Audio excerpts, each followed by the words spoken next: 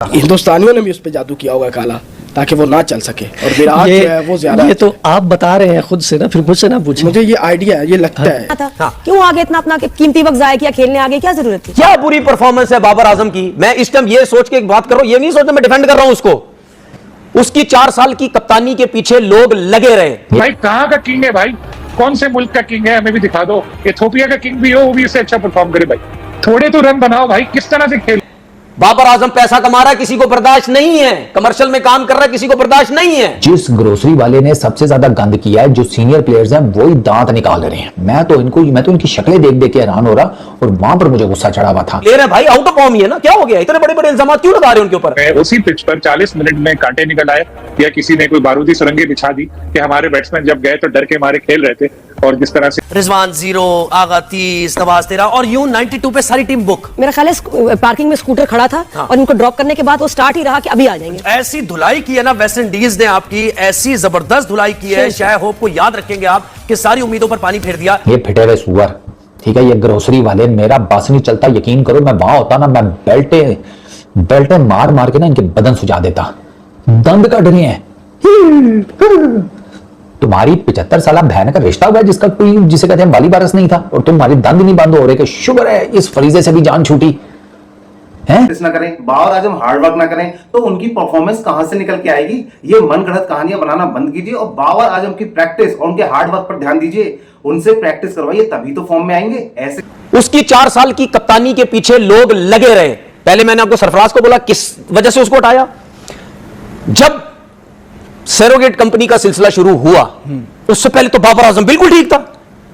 जो उस time chairman था, जब सरोगेट कंपनी का सिलसिला शुरू हुआ, जब पट्टी लगाई गई पीएसएल पे कि नहीं जी ये नहीं होगा, और उस वक्त की जो गवर्नमेंट थी, सुनो, रिजवान ने फिर बाबर, ठीक है, उस वक्त की जो गवर्नमेंट थी उसने स्पेशल एक नोटिफिकेशन दिया कि भाई सरोगेट कंपनी नहीं चलेगी पाकिस्तान क्रिकेट के अंदर, ठीक है, सब कुछ हुआ। वहां से आपको बाबर आजम और रिजवान खुटकना शुरू हुए। क्यों वहां से शुरू हुए? ये पावर, इन दोनों की पावर है, ये फलाना एजेंट है, वो इनको मना करता है, ये टीम लेके चल रहे हैं दोनों, इनके हाथ में टीम है, ये दोस्ती यारी बना रहे हैं। फिर उसके बाद इंजी भाई भी सिलेक्टर थे, इंजी भाई भी इनके साथ है, ये सब कुछ। अच्छा सुने, उसके बाद जब इंडिया में ये वर्ल्ड कप हुआ, उससे पहले सेंट्रल कॉन्ट्रैक्ट के मसले मसाइल शुरू हुए। नहीं कर रहे थे सेंट्रल कॉन्ट्रैक्ट के मसले मसाइल, नहीं हो रहे थे, स्पॉन्सर के पैसे हम ही नहीं दे रहे, वो कमीशन प्लेयरों को नहीं मिल रहा, उस पर भी बोला गया। ये दो बाबर और रिजवान जो है ये मुश्किल डाल रहे हैं, जिसकी वजह से इंजमाम मुल्क साहब को बोला गया कि भाई जाके कॉन्ट्रैक्ट साइन करवाएं। उन्होंने जाके साइन करवाए, उनके ऊपर भी इल्जाम लगाए गए कि आप जिस काम के लिए जा रहे हैं वो क्यों नहीं कर रहे आप। फिर मूड खराब कर दिया। नहीं करना है, ये बात तो करनी है। अच्छा वो मैंने आपके बल्ले से रन नहीं निकल रहे हैं, तो इसकी कप्तानी भी इफेक्टिव हो रही है इस वजह से। और बाबर आजम के तो क्या ही कहने, इनको इतना ज्यादा हाइप दिया गया था कि बाबर आजम ये है, बाबर आजम वो है। अरे भाई सबसे बड़ी बात है, आपको विराट कोहली से कंपैरिजन नहीं करना था, आपको गिल से कंपैरिजन करना नहीं था। आप एक चीज देखिए, भारत में हर बल्लेबाज इस वक्त जो खेल रहा है वो बाबर आजम रिजवान से बेटर है। आप केएल राहुल का नाम उठा लीजिए, आप सूर्य कुमार यादव का नाम उठा लीजिए, आप रिंकू सिंह जैसे बल्लेबाज का नाम उठा लीजिए, जो लगातार परफॉर्मेंस पे परफॉर्मेंस दिए चला जा रहा है और रुकने का नाम नहीं ले रहा है, क्योंकि वो बहुत छोटे। हिंदुस्तानियों ने भी उस पर जादू किया होगा काला, ताकि वो ना चल सके। और विराट जो है वो ज्यादा, ये तो आप बता रहे हैं खुद से ना, फिर मुझसे ना पूछे। मुझे ये आइडिया है, ये लगता है। क्यों आगे इतना अपना कीमती वक्त जाया किया खेलने, आगे क्या जरूरत थी? क्या बुरी परफॉर्मेंस है बाबर आजम की। मैं इस टाइम ये सोच के एक बात कर रहा हूं, ये नहीं सोच मैं डिफेंड कर रहा हूं उसको। उसकी 4 साल की कप्तानी के पीछे लोग लगे रहे। भाई कहां का किंग है भाई, कौन से मुल्क का किंग है, हमें भी दिखा दो। इथियोपिया का किंग भी हो, वो भी इससे अच्छा परफॉर्म करे भाई। थोड़े तो रन बनाओ भाई, किस तरह से खेल।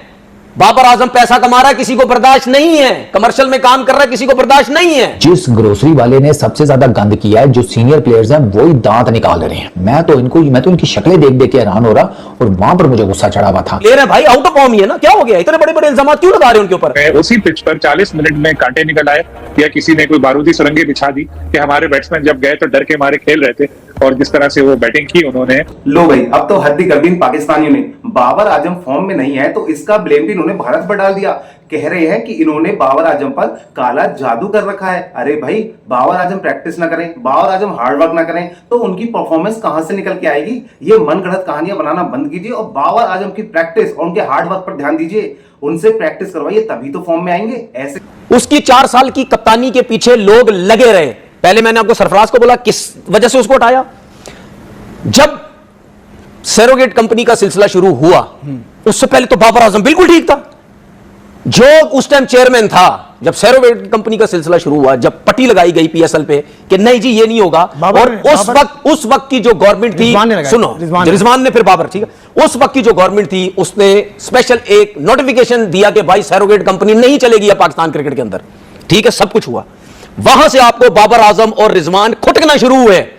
क्यों वहां से शुरू हुए? ये पावर, इन दोनों की पावर है, ये फलाना एजेंट है, वो इनको मना करता है, ये टीम लेके चल रहे हैं दोनों, इनके हाथ में टीम है, ये दोस्ती यारी बना रहे हैं। फिर उसके बाद इंजी भाई भी सिलेक्टर थे, इंजी भाई भी इनके साथ है, ये सब कुछ। अच्छा सुने, उसके बाद जब इंडिया, भाई पाकिस्तान तो पागल हो गया है अब, मतलब अब वो हार रहे हैं तो इंडिया ने जादू टोना करा दिया है। अगर इंडिया ऐसा करे तो कुछ भी कर सकता है। फिर ये दिमागी फितूर निकाल दो, जब खुद नहीं कर पाते तो हर चीज़ में इंडिया का दोष। कहाँ तो तुम इंडिया से लेवल अप बताते हो अपना, अब इतना नीचे गिर के कैसे? मतलब हर चीज़ इंडिया ही करेगी। इंडिया से बाहर भी सोच लिया करो, कुछ अपना भी सोच लिया करो, अपनी गलती नहीं मानेंगे सारी चीज़ इंडिया की। अब एयरपोर्ट पे इतना बहिष्कार हुआ है, अब काला जादू इंडिया का।